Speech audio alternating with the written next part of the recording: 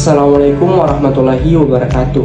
Perkenalkan, nama saya Ahmad Afi Putra Asrun dari kelas 11 MIPA 2 SMA Negeri 6 Makassar. Pada kesempatan kali ini saya akan praktikum mengenai penerapan sistem koloid dalam pembuatan agar-agar. Sebelum itu, apa sih pengertian dari sistem koloid?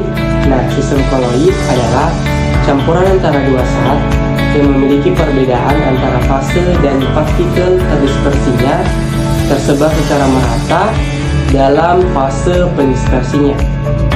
Berikut cara pembuatannya.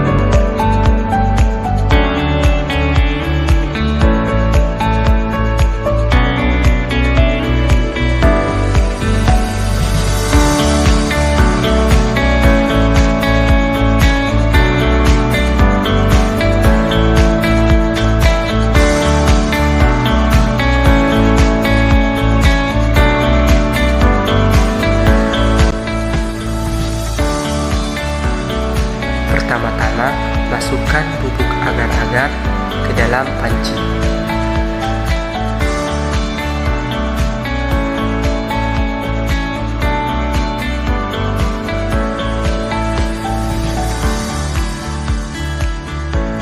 Kemudian, masukkan gula pasir.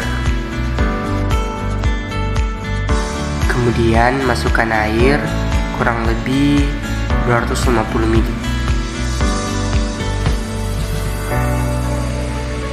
Setelah itu, nyalakan kompor dengan api sedang. Lalu, aduk agar-agar sampai mendidih.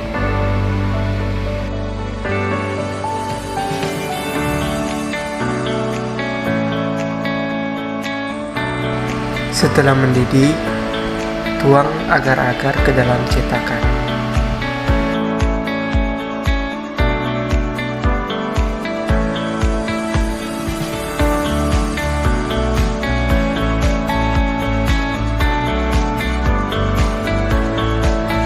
Diamkan beberapa saat, lalu masukkan ke dalam kulkas.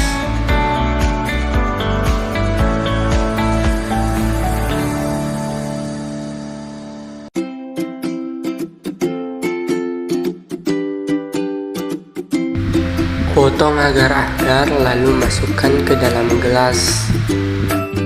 Selanjutnya, masukkan es batu ke dalam gelas dan tuang susu coklat ke dalam gelas.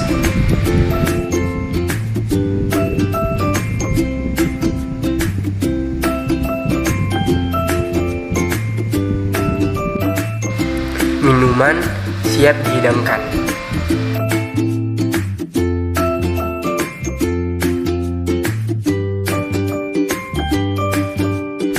Proses pembentukan koloid pada agar-agar.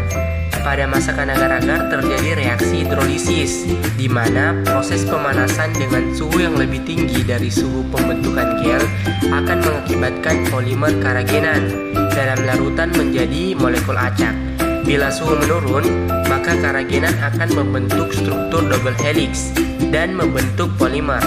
Dan apabila penurunan suhu terus dilanjutkan, polimer-polimer ini akan terikat saling silang secara kuat, dan makin bertambahnya bentuk helix akan terbentuknya agregat yang membentuk gel yang kuat.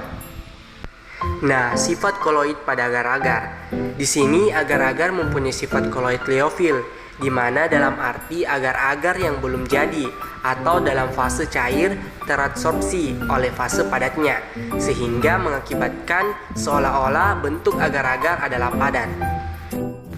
Jenis koloid pada agar-agar. Agar-agar termasuk koloid jenis gel. Gel merupakan jenis koloid yang terbentuk dari campuran zat padat dan zat cair. Gel terbentuk karena fase terdispersi mampu mengadsorpsi medium pendispersinya. Nah, selanjutnya proses pembentukan koloid pada susu. Susu termasuk koloid jenis emulsi cair. Kenapa? Karena zat fase cair terdispersi dalam zat fase cair juga. Emulsi pada campuran susu dan air terjadi ketika partikel air terdispersi atau tersebar dalam partikel-partikel susu. Nah, karena ini partikel air dan susu mempunyai level kepoleran yang berbeda, maka kedua zat ini tidak bisa tercampur dengan sempurna, sehingga susu ini termasuk koloid bukan larutan. Sifat koloid pada susu. Sifat koloid pada susu adalah koagulan, di mana susu akan mengumpal jika didiamkan dalam waktu yang cukup lama. Koloid berada antara suspensi dan larutan. Koloid bersifat homogen, seperti susu yang dapat larut dan menyatu pada minimum air. Kita ketahui bahwa susu merupakan contoh koloid, yaitu emulsi, di mana emulsi ini koloid dengan fase cair terdispersi dalam fase cair pada susu. Fase yang terdispersi adalah lemak susu dan fase pendispersinya air, sehingga jenis emulsi yang terbentuk adalah minyak dalam air. Nah, itulah tadi pembahasan mengenai penerapan sistem koloid pada agar-agar dan susu. Sekian video praktikum dari saya, lebih dan kurangnya mohon dimaafkan. Wassalamualaikum warahmatullahi wabarakatuh.